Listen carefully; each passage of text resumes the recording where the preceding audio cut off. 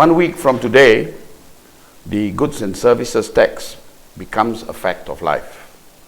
Now, in the midst of this anticipation of how it's going to impact our lives, one financial scandal continues to hog the headlines: 1MDB. In November last year, YB Tony Pua was in the studio to share with us the implications of what he called the mother upon mother upon mother of all financial scandals. Today, we've got YB Tony Pua back in the studio to share with us what's happened over the last six months and where we are with 1MDB and what we should expect in the days, weeks and months to come. Tony, hi. Welcome back to Raya Times. Now, the last you were here, you shared with us some of the details of how this 42 billion scandal could become the liability of the Raya. That's right. If 1MDB folds up.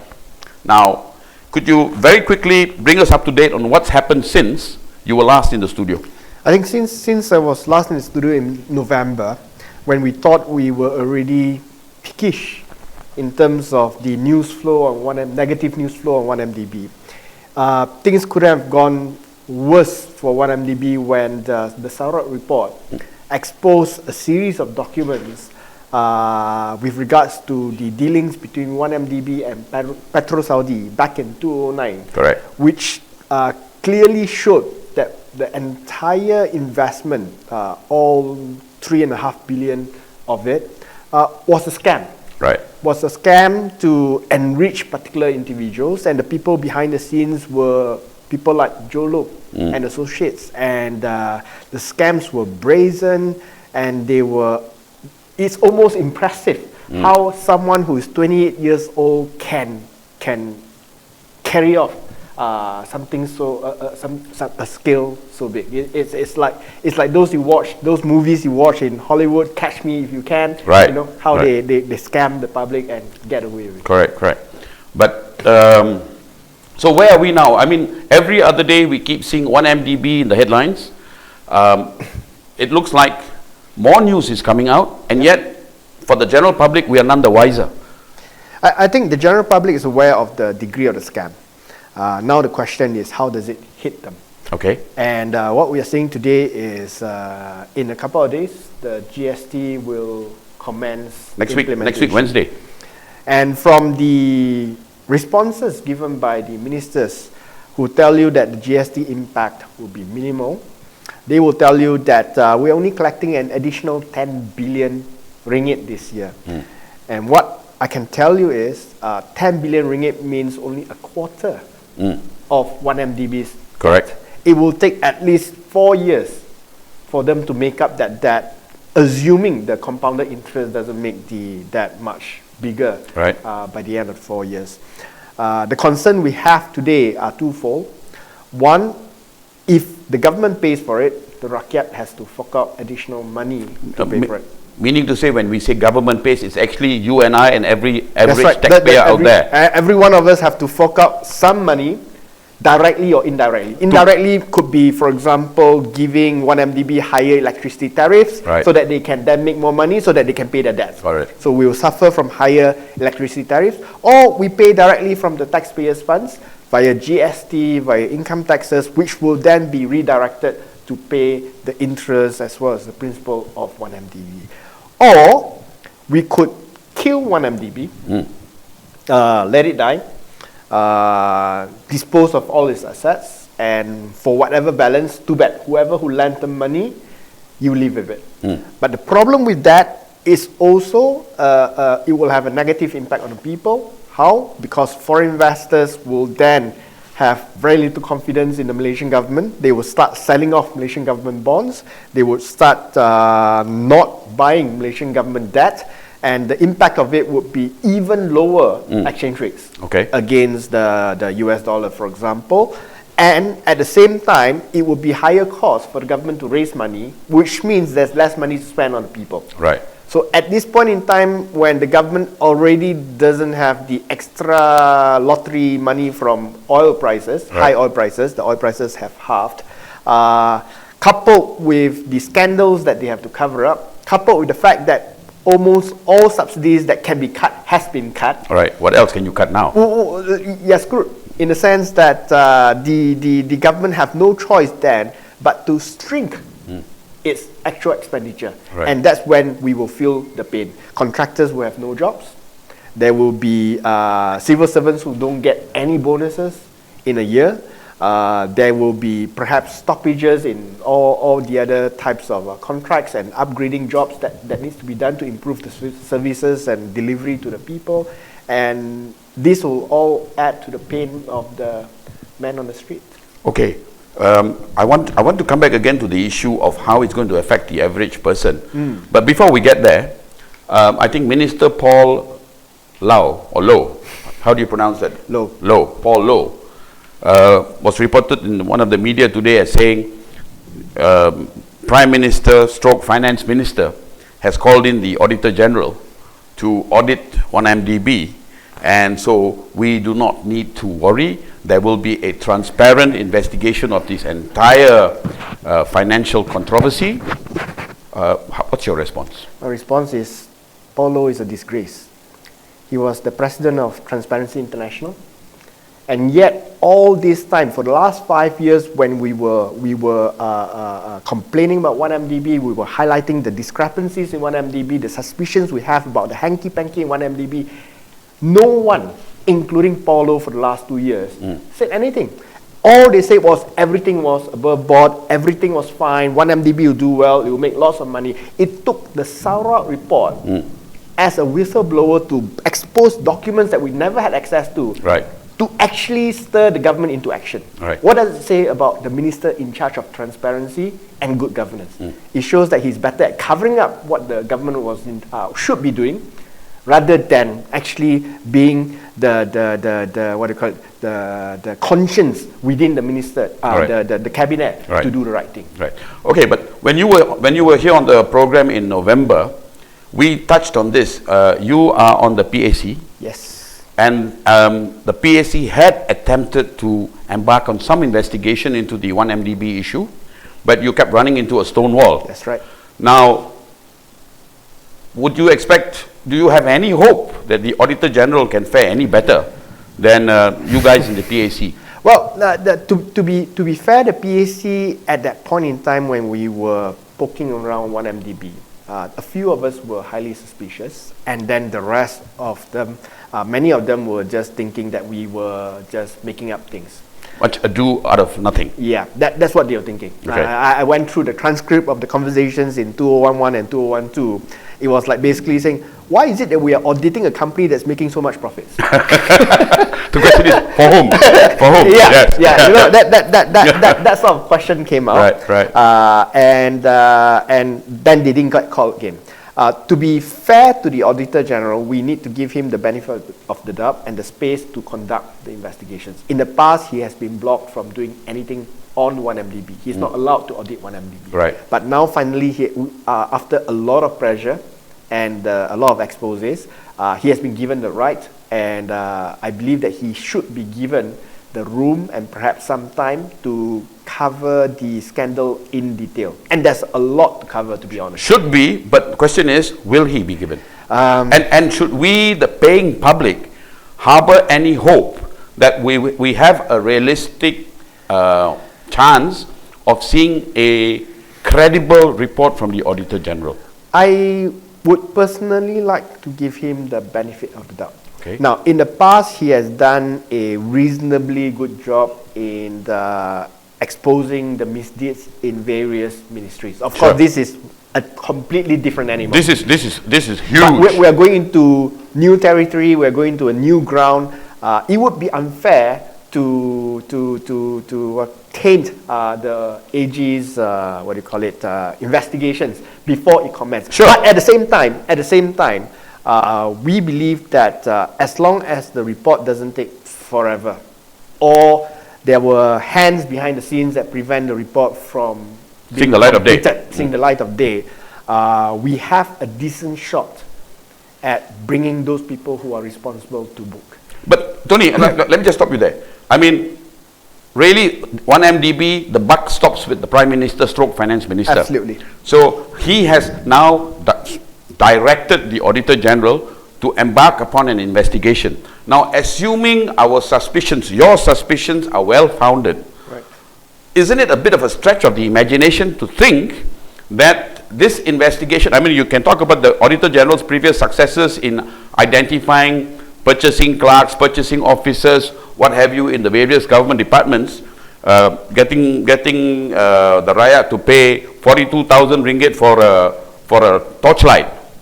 But are we going to see the Auditor General being allowed, assuming there's been major wrongdoing here, spotlighting the Prime Minister? There are two parts to it.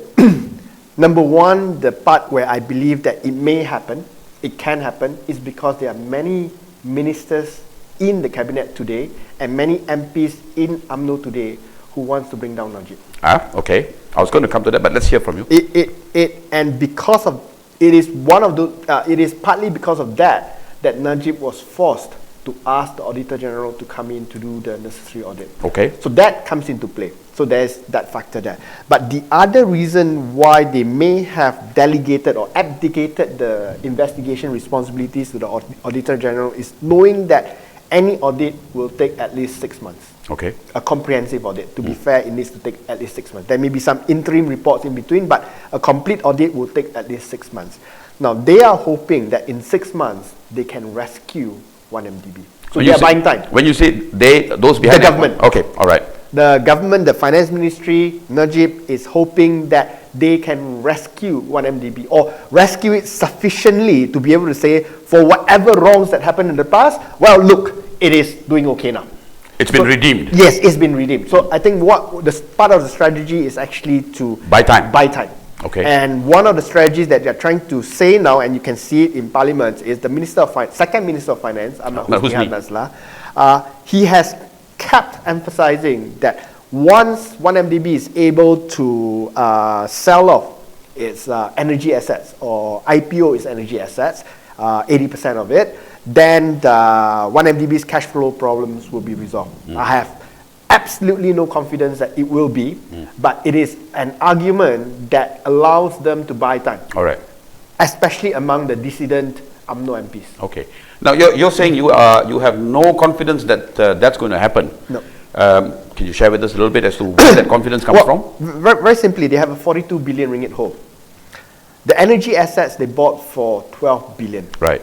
And they took a 21 billion loan Correct. to buy something for 12 billion, which is worth only 11 billion. Okay, let's say they managed to inflate the valuation of the thing to, say, for example, 15 billion. All right. They sell 80% of the stock, 12 billion.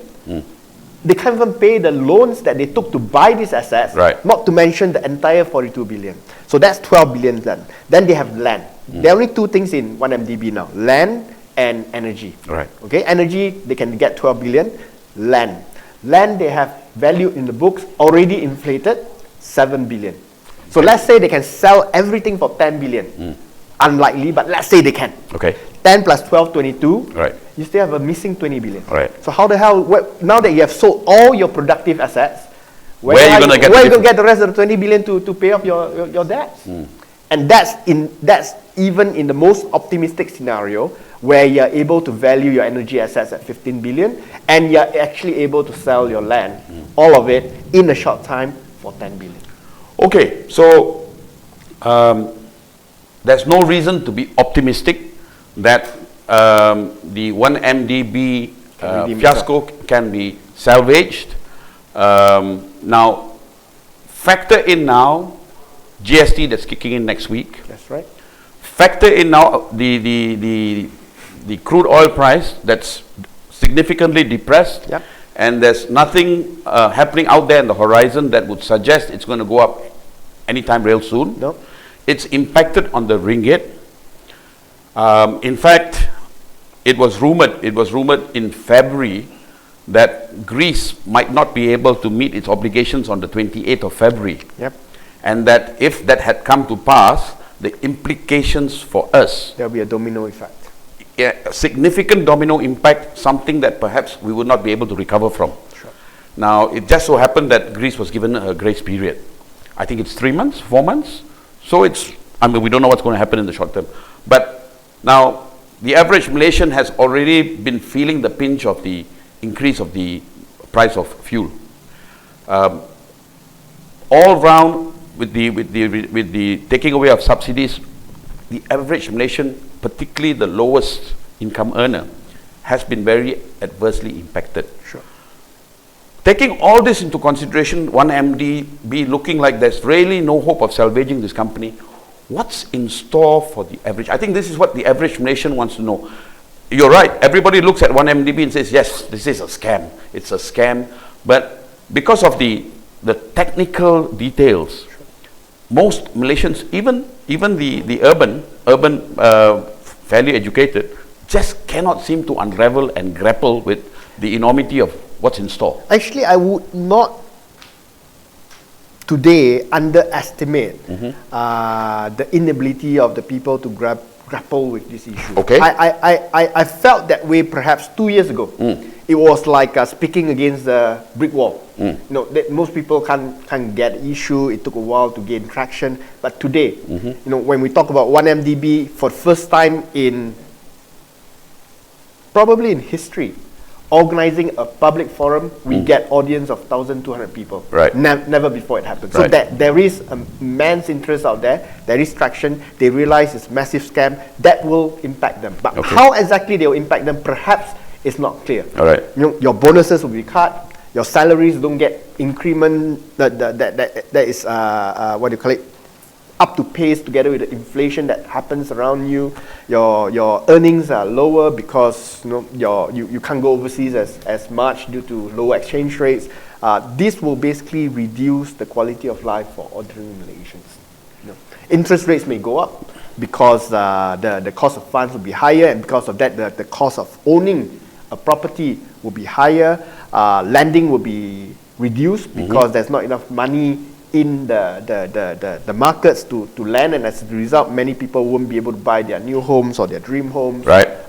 And these would be things that will happen that makes life a lot more difficult. And in the event there's a crisis that happens, as you mentioned just now, it doesn't have to be Greece.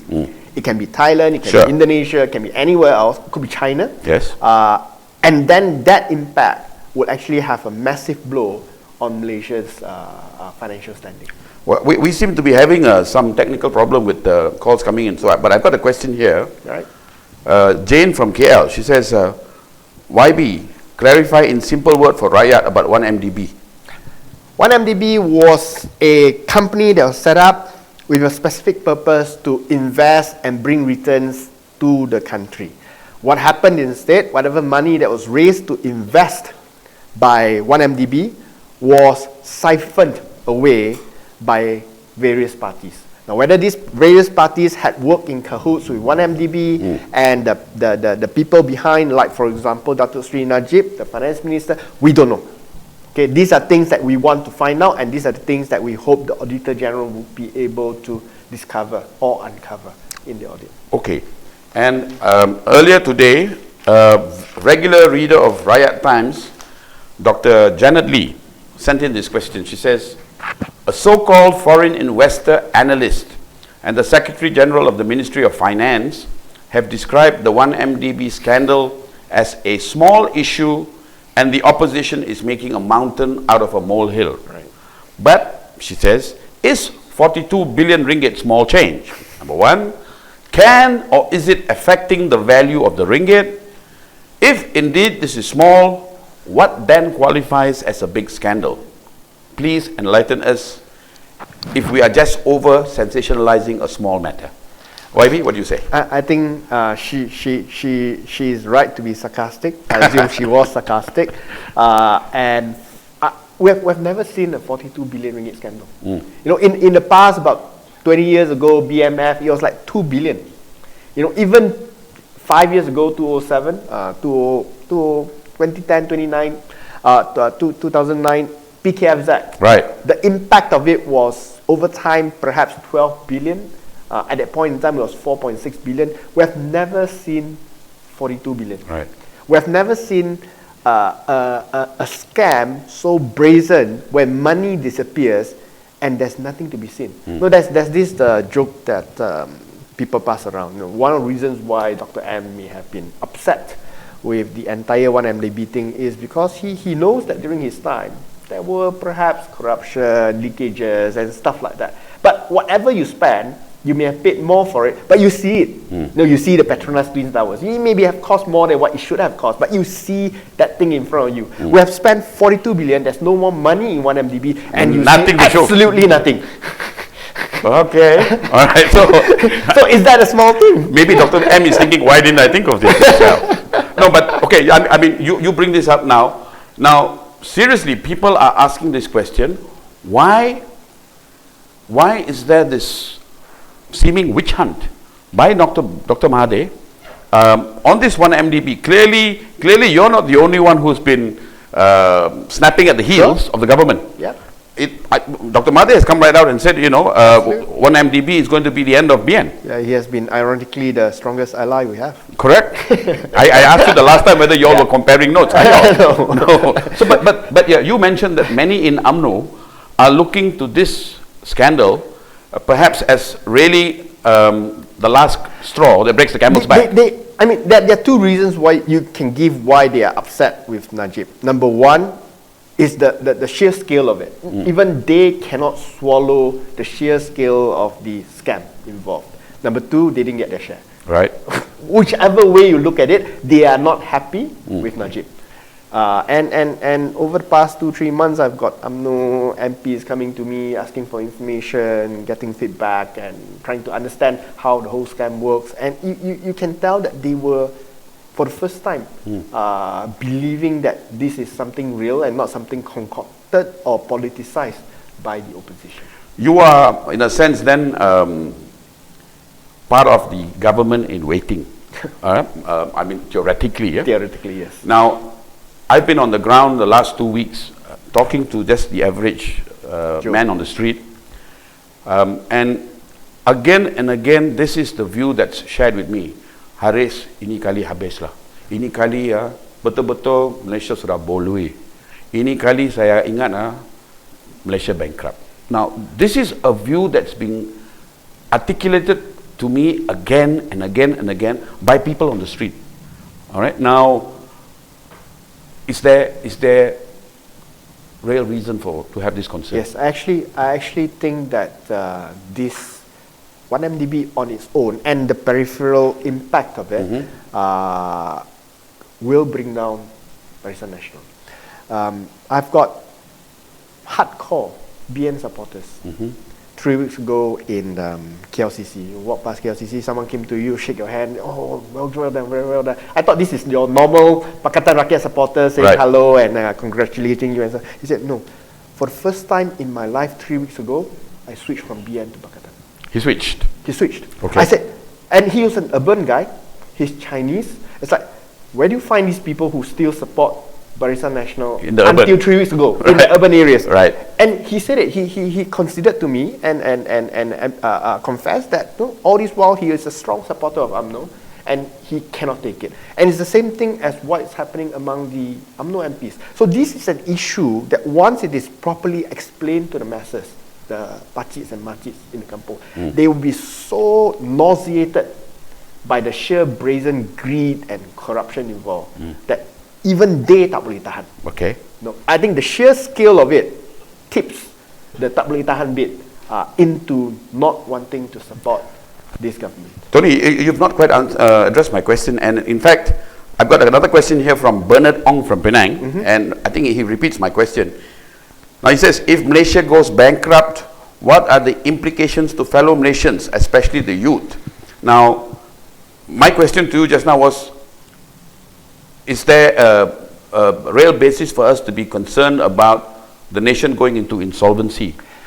Bernard's question is this: if Malaysia goes bankrupt, so his is if, what are the implications to fellow nations, especially the youth? Okay, to be fair, bankruptcy for a country doesn't quite apply. It's used, but it's used as a figure of speech rather than a technical bankruptcy. You cannot be insolvent because you actually have income coming in every year. Correct. But what you can spend that money on, or how much money that actually comes in subsequent years, will be vastly reduced. Right. So we basically have to live with a strongly tightened belt. We have to live with a lot less. There could be more unemployment. Companies may go bankrupt because there's not enough business to sustain the business. Right. Our wages cannot rise. When we cannot cope with the increases in cost of living, partly because a lot of our goods and services are actually imported from overseas at higher prices, Right. From cars to everything else. So what will happen is that people will have to tighten their belts a lot more. What is worth perhaps 3,000 a month before is worth only 2,000. Cost of housing may be higher, mainly because it's harder to borrow money and Right. the cost of funds are higher. So all this will come in and life will essentially be a lot tougher than what it is today. But essentially this, I think, you can correct me if I'm mistaken, a nation is perceived as bankrupt if it is no longer able to meet its foreign debt. We are thankful that Malaysia is not in a situation that we will not be able to meet our debt obligations. But we are in a situation that when we spend our money to meet these obligations, there's not much left to spend on the rakyat. Right, yeah. So we are in that situation. We are not in the worst possible scenario where we have nothing left. Right. We do have things. We are a very fortunate country. We are very blessed that despite the lower oil prices, we actually have oil. Compared to many other countries where they get into economic difficulties and they have no natural resources to actually back them up. We are lucky. We have natural resources to back us up even in the worst of crisis. Even with the current prevailing crude oil price? That's better than nothing.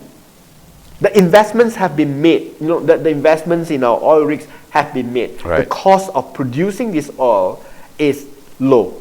The marginal cost is low. But of course, the returns are not as high as what they were before because the prices have halved. So we will continue to make money. We just won't make as much as before. Moving forward then, next 6 months, are we going to see an end to this 1MDB? Are there, be open with us, are there more in the offing? I mean, you guys have been digging and digging and digging. Are there more skeletons that are about to pop out of the closet? When November, I was here with you, I completely did not anticipate something as big as what Sarod report came out. That was huge. Happening, and that was huge. We never know when something else happens. You just need to have pissed off employees or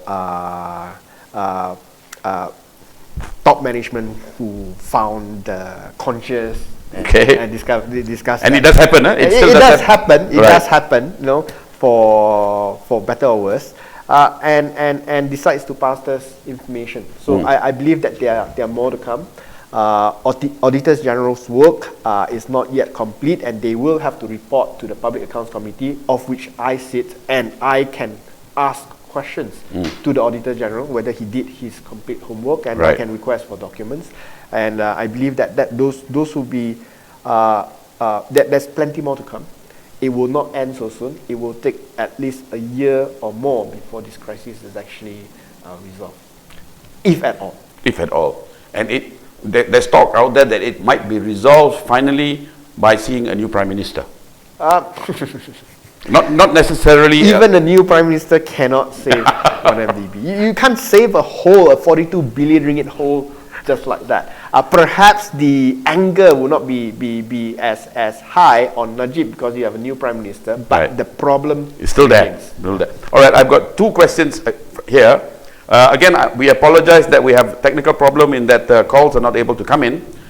This question comes from Amy from PJ. Right. Her question is, now we know that 1MDB is problematic. What's next? How to solve it? Would it become like other cases where it just dies off after a while? Thankfully, this monster is a bit hard to die. It just won't go away. Yeah, it just won't go. It's just too big. It just won't go away. But it is a problem. As a policymaker, what do? Do you try to build it up? Do you try and find something worthwhile to generate additional income to cover the losses that's been made, or do you kill it today? Right. So that you don't throw good money after bad. Based on the scenario I painted just now, based on the assets that's there, the hole is just too big, and perhaps it is time to let it die and cut your losses. There's no point pouring in more money after a company with very little When you assets. say cut your losses, you mean our losses. Yeah. Our losses. That's right. The last time I like the analogy you used about first a cut on the foot, and then an amputated toe, and then a limb that's going. So when you say cut our losses here, That's right. Just get rid of the toe and stop the gangrene from spreading. so cut at the knee now, is it? Cut at the knee. I got another question here, Tony. Yes. This is Bala from Rawang, and he says, now that it is proven that the finance ministry is lying about 1MDB, what are we, the Rakyat, supposed to do? I like this question. Should we just wait for the pro-Mahathir faction in UMNO to bring down Najib? I think this is a question that perhaps we can try to address, because really the average Rakyat out there is saying, what can we do? What can we do, Tony? We cannot wait. We cannot rely on the pro-Mahathir forces to bring down Najib. That's just UMNO's internal politics. Replacing one donkey with another. Oh, sorry. Did I say donkey? Replacing the donkey with an ass. Okay. Oh my God, from the frying pan into the toilet bowl. Something like that. Frying pan to toilet bowl. I think the issue here is that we have something in our hands that is politically explosive. And this is something that we need to bring to the Pakcits and Makcits on the ground. Many of them still do not know about 1MDB because they read Utusan, because they watch TV3. That tells them very nice story about 1MDB. You go to Kampung, you talk about 1MDB, apa tu? BRIM. You know? Oh, seriously? Yeah. BRIM has got the One Malaysia logo. So they thought, 1MDB, they bring BRIM to us, you know, and stuff like that. And we need to change that. It takes effort, but no change comes without effort. Right. They don't fall from the rooftops, and that's what we are doing by doing a lot of our work in Sabah and Sarawak, where we are weak at. You know, some of my constituents will say, "Why are you going over to Sabah and Sarawak so often? You are MP for Petaling Jaya." But I said, I can win more votes in Petaling Jaya, but that's just one seat. Yeah. You know, I can win by a bigger majority than I already did. That doesn't change Putrajaya. And the only way we can do it is we win more seats in Johor, in Sarawak, and in Sabah, and that's where we have to focus our attention on. Tony, I would love to go on chatting. I think this is a subject matter that is of concern to so many Malaysians, but you know, time flies when you're having a good time.